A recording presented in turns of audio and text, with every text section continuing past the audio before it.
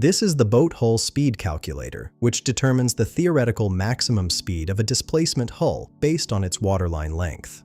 The calculator has one input field labeled Waterline Length LWL, where you enter the length of your boat's waterline. Above this field, there's a drop-down menu for length units with two options, feet and meters.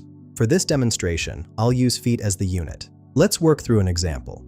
I'll enter 10 feet as the waterline length and click Calculate Hull Speed. The calculator instantly provides three results. First, the hull speed is 4.24 knots, which is the traditional unit for marine speed. Second, we get 4.88 miles per hour for those more familiar with land-based speeds.